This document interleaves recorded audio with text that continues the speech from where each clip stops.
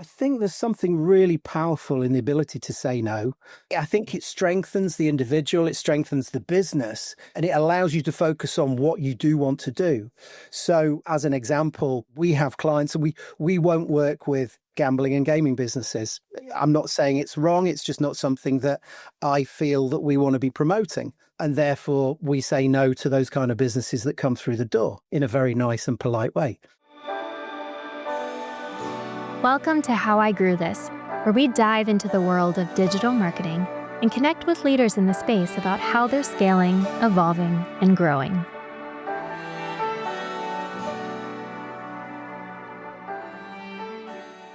Hello, everybody, and welcome to this episode of How I Grew This. I am really excited to introduce Mick Rigby, our wonderful guest today. He's the founder and CEO of Yodel Mobile, a global app growth marketing agency based in London, so you get to enjoy the accent today. Mick's been running Yodel for almost 20 years, helping brands grow through smart mobile marketing, digital strategy, and app growth. They've worked with some huge names, Gymshark, B&Q, NBC Universal, Kudo Bank, just to name a few. And recently, Yodel Mobile was acquired by NP Digital to help take their global growth to the next level. I learned that Mick and Adam actually met through their joint love of a three-piece suit. So really, really excited to hear a little bit more about how that came to be and hear their fanciness shine through. Thank you, Amanda. I don't want to talk too much about suits because otherwise Mick and I will drive everyone away who came talking about growth. But long story short, I saw Mick across the room with a three-piece suit on and walked over to talk to him and been fast friends ever since. Welcome, Mick. Thank you very much, Adam. Thank you, Amanda. Absolutely. Let's not talk about tailoring, but, I'm a big fan of a shirt and tie. So it's actually a rarity to see me in a polo shirt. But yeah, let's not put the talk jacket about on tailoring. for you. Okay. Yeah, very impressed, actually. Let's talk about before you started your agency, which you've been running for 20 years, which is probably longer than most of the people who've listened to this entire career. Let's talk about before that. So give us your background, where you grew up, what got you into the agency world, and kind of where you started your professional career. Yeah, great question. I think, so my background is advertising. I'm neurodivergent, so I've got ADHD and I've got dyslexia, and school was a real challenge for me, but I was lucky enough to go to university and study a degree. Part of that degree was marketing and advertising. As I started getting into that, I suddenly found something that A, I loved, and B, I was actually quite good at. So that set the course for the rest of my career. I love advertising. I love the connection that messages have with individuals. I love how consumers take information on board, assimilate that, and do what they do with that information. It's a fascinating science. So you started out in advertising. So that was your degree, and then you left school. Did you go immediately into the agency, or did you work for some of the big agencies first? Yeah, I did. I actually managed to get an internship with, as soon as I left university, with Gillette in Boston in the US. So, my first experience of working was actually in the United States. I did a year or so there and then came back to the UK, managed to land my first job in a small advertising agency in a region, and then grew through that, moved to London, worked at some of the big names at the time, both in in the media side of things, as well as the advertising side of things, primarily in a planning and strategic capacity.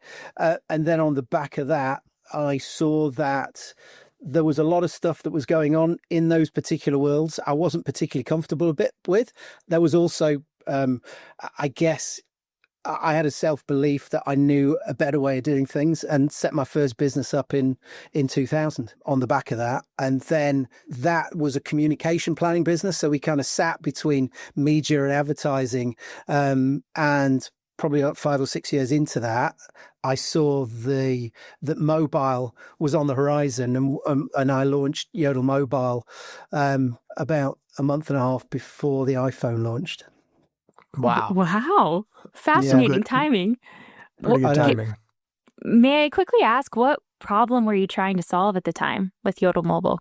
I would love to say that I had a vision, that I knew that this mobile space that a lot of us work in was going to be as big as it was. That wasn't the case. I had a client who he worked for Match.com. He'd left and then called me a couple of days later and said, look, I'm working on this .wap app in the Nokia environment, and I need somebody that can help promote it. And I couldn't find anybody to help him, so I said, "Great, I'll give it a go."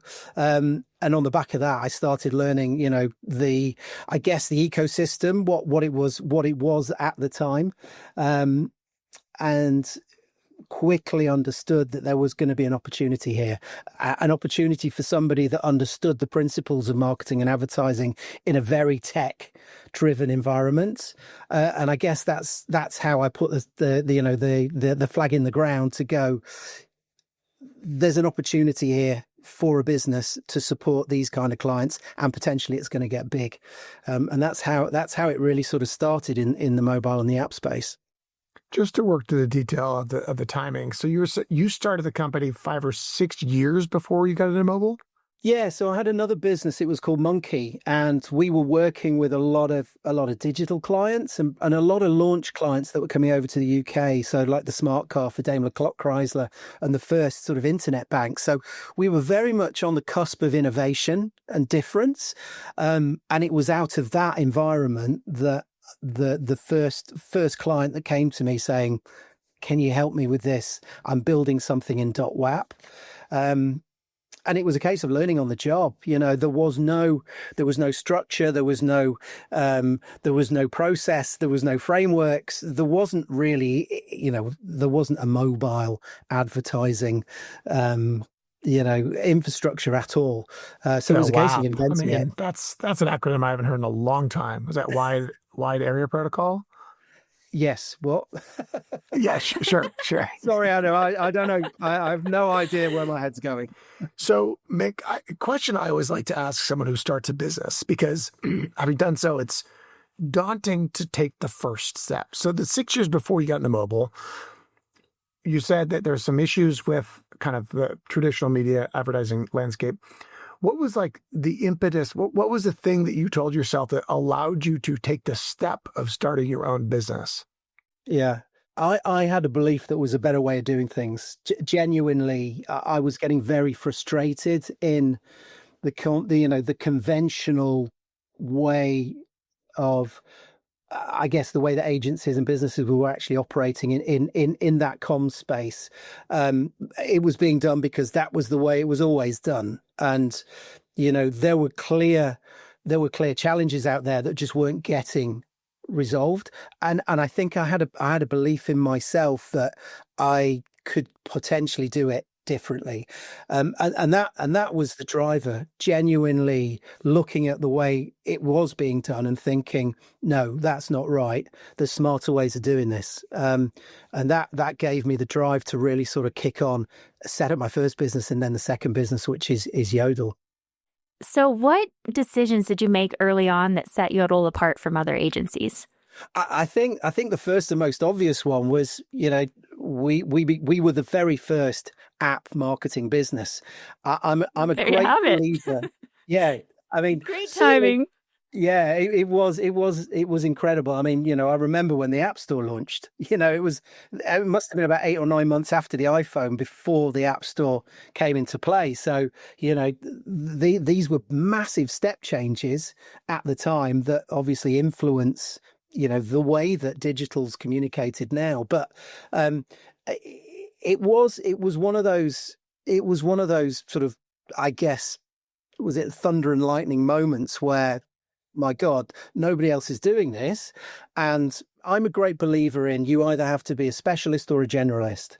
If you're a specialist, focus on one thing that you're very, very good at doing, or a sector, or a principle, or an activity. If you're a generalist, you have to be pretty good at a number of things. And I think my agency, when we launched it, and we are today, we're one of very, very few businesses that do what we do to the extent that we do it end to end mobile and app marketing, primarily because it's very difficult to have that level of expertise within the key areas of CRM, user acquisition, app store optimization, mobile creativity under one roof. And that's what we've always done. So, often we would get a client coming to us saying, could you also buy digital advertising for us? Or could you also do SEO? And I guess we could, but we'd never be as good doing that as we are in the mobile and the app space. So, sticking to one thing that we were very, very good at and continue to be good at has been an absolute principle for us. And it's benefited us all the way through. So if someone asks you to do something you're not an expert at, do you regularly and comfortably say no? Yeah.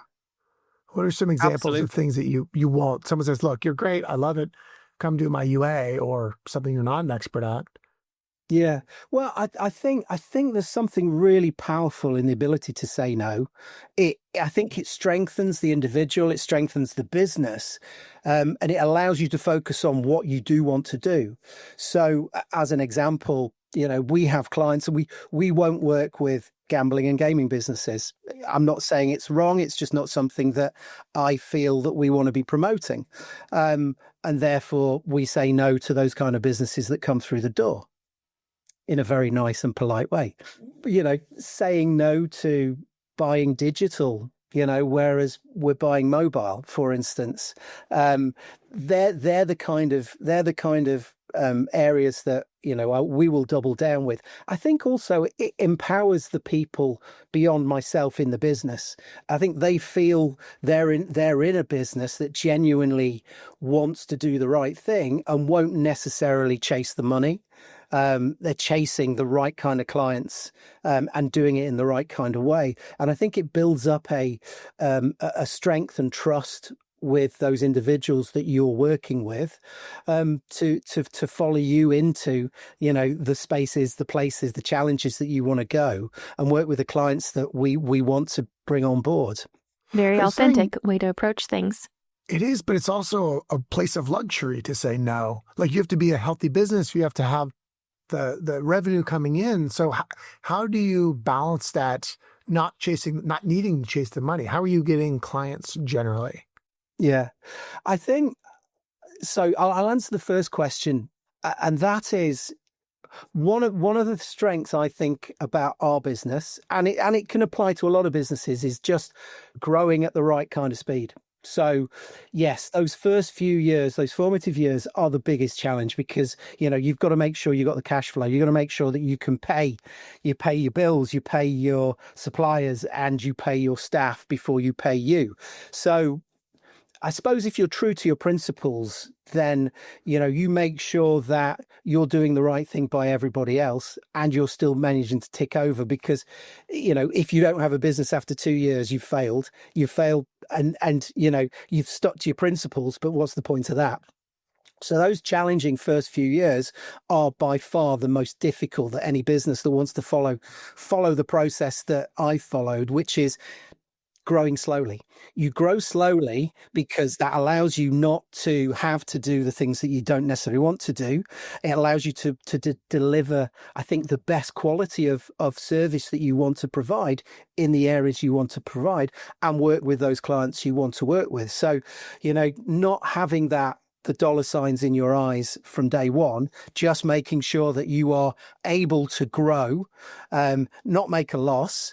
And then when you get to certain key points of your growth, you're able then to expand, bring more people in. I think one of the principles we've been very, very good at is retaining people. And because we're in a specialist area, the skill sets that our guys have got and have grown through the business and learned are valuable, very valuable, but they're very specialist. Now, what we don't want to do is get to a position where somebody's been with us 4, 5, 6 years, they're arguably in a director position and they leave. So having the right kind of principles and the values, I think, have helped retain an awful lot of the right kind of people within our business. And what that's allowed us to do is pass down those skill sets from somebody that started as, as a junior, and then became a manager and a director. That director's now training managers who are now training juniors, and those skills are getting passed on. So we're very, very good at keeping that experience in-house. And that's allowed us to grow at the pace that we want to go, but also retain the kind of skills and specialisms that we as a business absolutely value and our clients value. So that's even a more luxurious position to be in, especially as an agency, someone who can afford to retain the talent and the loyalty of their high earning income folks while managing the cash flow of incoming clients. Like an agency, you lose your top client, like all of a sudden you can't make payroll. So you didn't take money, right? This was all bootstrapped? Yeah, it was all bootstrapped. How do you approach the planning, the economic planning of, I'm an agency, I have this portfolio of clients, I have to make this payroll nut every 2 weeks, or it's 2 weeks in the UK? In the US, 4 weeks. 4 weeks. Okay, so every month I got to make payroll or else these folks are leaving. How do you plan for that? Yeah, I mean, for us, and I mean, my business partner is an accountant. He's from a finance background, and that's been it's been invaluable in so many ways, because it's allowed us to ensure that we've built up profitability very quickly. We had the cash flow, we had money in the bank, we didn't have to take loans. So there was that element of security. On the flip side of that, though, you've got the overcautious nature of any finance person out there. We've all worked with them. We all know what they're like. So, there's often a 2-step forward, 1 step back process in terms of growth. And what I mean by that is, getting to that position where we can actually justify bringing more resource in-house, buying more tooling, whatever it is, rather than bringing it in-house first and then finding the client to do it. So, you got to grow at the speed that the business is able to grow at without taking too much risk. Now, we've taken a lot of risk, but it's not so much financial risk. It's been risk in terms of people, clients, I guess positioning of what we do, those kind of areas. And that's the risk. I mean, I thrive on that. It's the challenge. I love that. But making sure that we were never going to be in a position that, we didn't have enough money in the bank to pay first and foremostly, the teams that are working for us. Well, I was just going to ask for an example of one of those risks that you took. If you had, whether it's a client success story or a positioning story that actually paid off, or in the other direction, if that's more top of mind. Yeah, no, I mean, one of the sort of, I guess, one of the real hot topics in mobile and mobile and app marketing at the moment is ASO, App Store Optimization. And what we did, as soon as the principles for ASO were kind of floated, probably about 10, 12 years ago, I guess in layman's terms, it's SEO for the app space, for the App Store. Trying to define those principles ourselves, taking on those learnings ourselves, and spending so much time understanding it, learning when nobody else was doing, and probably 1 or 2 people that were maybe 80%, 20% not working on clients, 80% learning, so that when it became when it hit, you were ready. We were ready to go. And that's just a sort of, ASO is a good example of that, but we've done that along the way. So for instance, with, when COVID hit, and, everything shut down, a ton of our clients just didn't have any budget or weren't willing to continue advertising. We retained all of our staff. And what we did over that period is we spent a ton of time looking at what we as a business do, the services we provide, trying to future predict what was going to come out of COVID, and then make sure that when the market opened up again, we were in the best of shape with a completely new service offering. When I say completely new, doing the same kind of things, but doing them better. With the new updated playbook. Absolutely.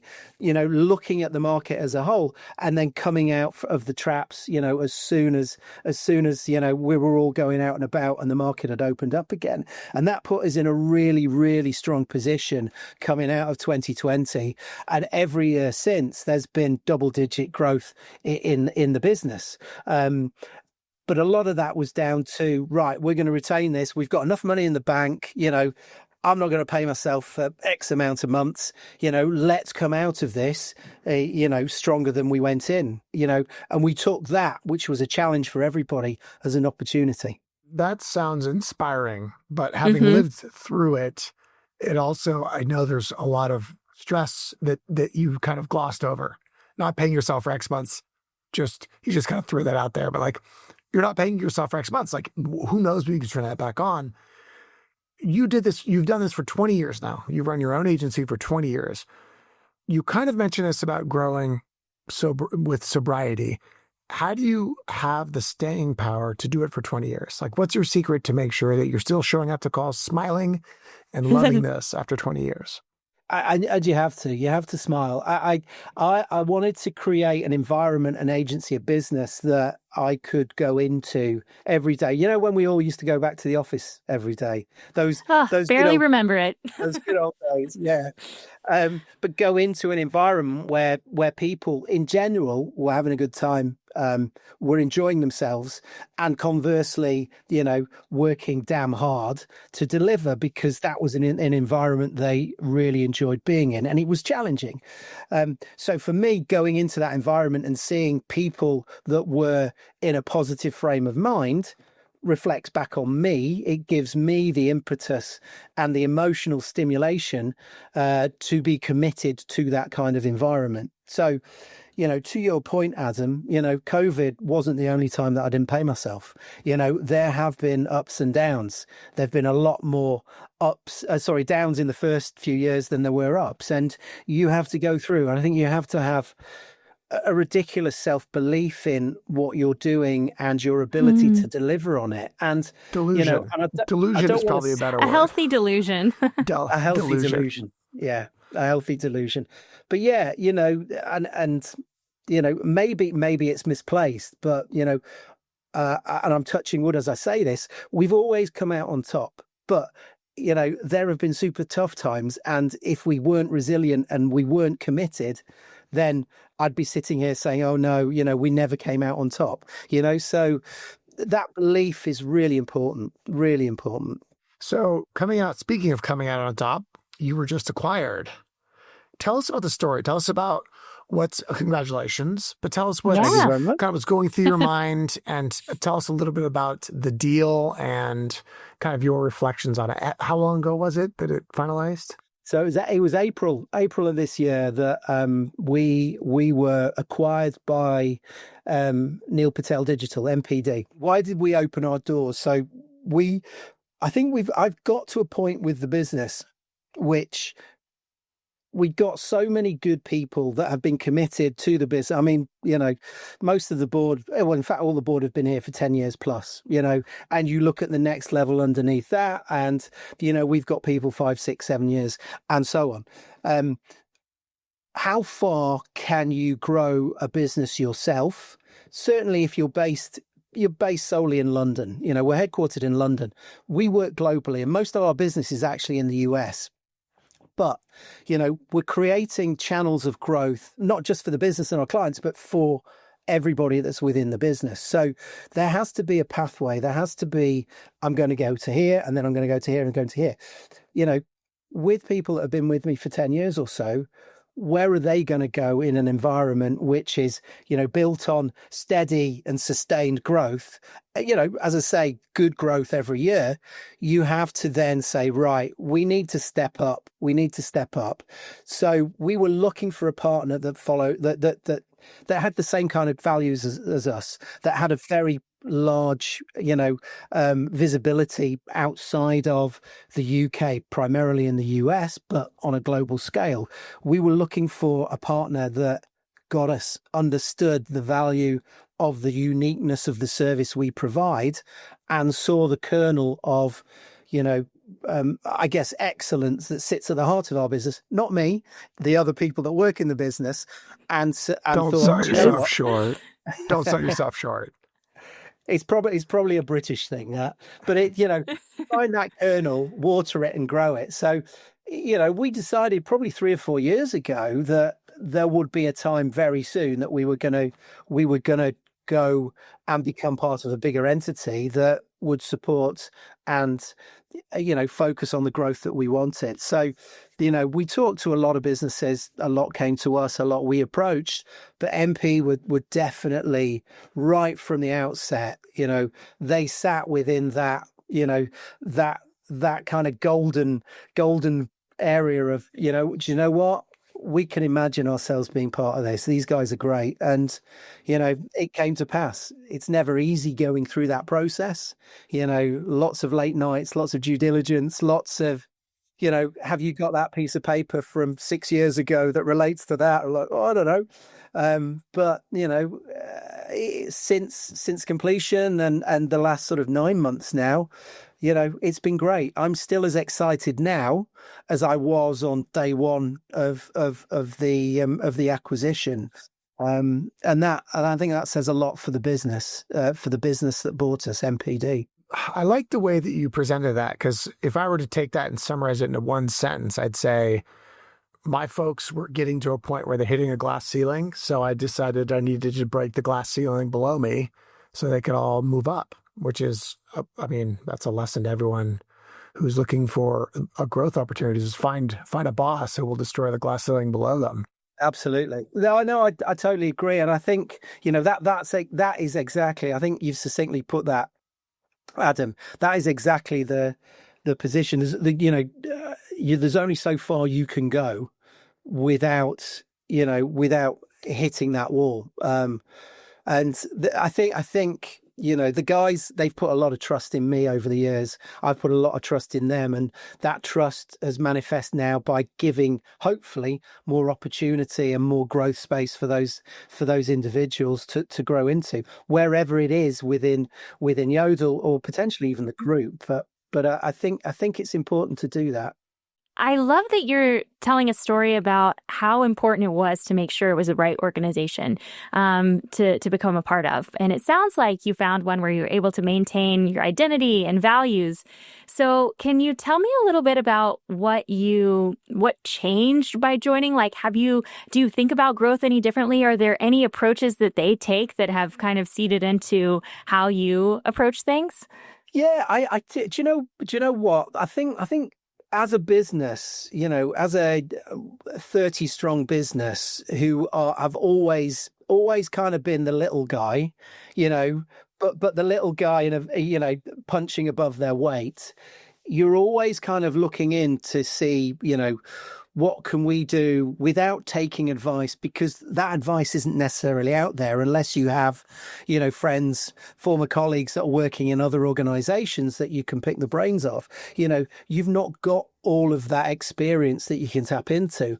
By being part of MP, we now have a wealth of brilliant people, from Brazil through to, California, through to, China, who we can basically pick the phone up to. That shows you how old I am. Sorry, we can Slack or we can message, and just say, ask advice of, or get direction from, or look at how they resolve those challenges that everybody faces. And that's been brilliant. And I love working with people from different cultures and different backgrounds from all over the world. I think there's a value in diversity, whether that's in your business, and we are a very diverse business. I think it gives you different insights. It gives you, different ways of thinking of things, and ultimately allows you to be innovative. And that's what we're able to sort of tap into in the wider group. Love that. So looking at the future, what's going to change for your organization specifically as it relates to the big elephant in the room for agencies, for advertising, and for marketing, which is AI? How are you preparing? You weren't going to escape this podcast without talking about AI. Sorry. Now, listen, I'm going to take a glass of water, a sip of water whilst I think about that. It's here. It's not going to go away. It's going to help with so many areas of data, heavy lifting, report drive, insights. It's inevitable. And, we're already using it in so many ways that has had a positive impact on the business. Nice. However, my belief is that AI, the robots, That's what I say. there is so much that they're good at, but they are, and they will continue to lack the human element. I think the relationship, the understanding the nuances, whether that be, the nuances of a conversation like this and the body language and the nod and the shake of the head, then they're not going to understand, the principles of the relationship building from, I guess, from an empathetic and an understanding nature, because it's all about fact. It's not about feeling. I don't think that strategic thinking, that pure gut feeling and insight that comes from, from all of us, from us, living humanity. Humans. Yeah, us humans. It's never going to be able to, when I say never, certainly in the next 5-10 years, it's not going to be able to bring that to bear. So for me, I believe, and this is an area that we're starting to build out again in Yodel, is we're looking now at building those kind of skill sets into, and forgive me, the younger generation, the 20 to 30-year-olds that potentially haven't really experienced that one-to-one meeting scenario, haven't had those going out for dinner with a client kind of experience, and really understanding what makes the client tick, and therefore what is the best way of presenting strategic recommendations to that particular individual. Those kind of skills now, I think, are going to be absolutely essential in service-driven industries for the next 5, 10, 15, 20 years. So making sure that our guys, our teams have those kind of skills is absolutely paramount, because if they do have those skills, there's a value, whether they stay at Yodel or go to another business. They will be invaluable. They'll be highly valued, and they will be paid, rightly for the skills that they've got. So that's kind of the next generation of where we're going to go as a business. The machines will be able to do the heavy lifting, learn how to get the most out of that, but bring that information and the data and the insight into the human environment to allow the account directors, the account managers and so on to be able to use that to provide the best service that we can provide to our clients. What's telling about your answer is that I asked you about the strategy of the business. You said basically when the robots take over, we're going to double down on being more human, because that's going to be more valuable for our employees Our in the future. differentiation and for everyone. Yes, but he said, his point was, our people are going to be more valuable as people wherever they go. So he wasn't even talking about the business. He was talking about how does he make his employees more valuable for their lives? And that's very telling about of a leader that has shined through this whole experience of this conversation. Yeah, and started with loyalty. That makes my heart sing. If you're doing the right thing, if you have an empathetic view on life, if you bring people through, and if you concentrate on them and what they can do and their own abilities, support them if they want support, manage their ambition to deliver their ambition, you're doing the right thing. And, we're a good example of, a very solid, profitable, growing business that I believe has done it the right way. When all of this ends and I'm shuffled off out of the advertising world, hopefully in another 15, 20 years, there will be a lot of people that hopefully have benefited from the way that I've run my business. But it's not the way that I've done it. They've done it. I've just given an environment for them to be able to do it the right way. And it will hopefully have benefited them. When you look back on the journey, what are you most proud of? Still being here at this time, through all the tough times. And I'd say, still being, absolutely, following the right principles, the values, but also just working with just some amazing people, whether that's the clients, who are launching innovative new businesses that nobody's ever seen in the app space, entrepreneurs that, their brains just go like that in a completely different way to the way that a lot of other people do, and just seeing the way that the business has grown, and, I guess going right back to the day where I thought there was going to be something here in the mobile and app space. And clearly there is. And there is. And I'm still part of it, which is a joy. So is it fair to say what's keeping you motivated and curious is you found something you were passionate about and then bringing in people that you were able to share that with and help grow them in that path as well? Amanda, absolutely. I mean, it just amazes me. Just working with people, brilliant people, whether that's in our organization, in the wider or your NPD, clients or clients or you guys, but just, having those conversations, listening to what other people have got to say, their views on why and how they've done things, assimilating that. Yeah, that's great. No, I don't agree with that. But how exciting is that? How wonderful is it to work in an industry which for us is ever changing? It's growing. It's got a lot of life in it yet, and to be a small cog in this exciting, infrastructure and business environment we all work in, why would you not get to the end of the day after all the stress and strain and, open that beer and smile, because it's a great place to be. All right. Well, thank you so much, Mick. I really enjoyed this conversation and hearing your approach to leadership and to growth in a very healthy and modest way. And yeah, really glad to have you on. Appreciate it. Any last words for our guests? I would just say thank you, firstly, to you guys. Thank you so much for the opportunity. As you probably saw, I do like to talk. So, you've given me the space to talk. So thank you for that. And I would just say to anybody listening here, the power of no is so, so important. I like that. Try it. I like that. Thank you, Mick. Appreciate your say time. no sometime tomorrow, everyone. Say more often. All right. Have a great one. Thanks. Thanks, Mick. Thank you so much for listening.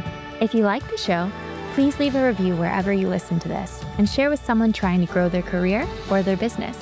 Until next time, keep growing.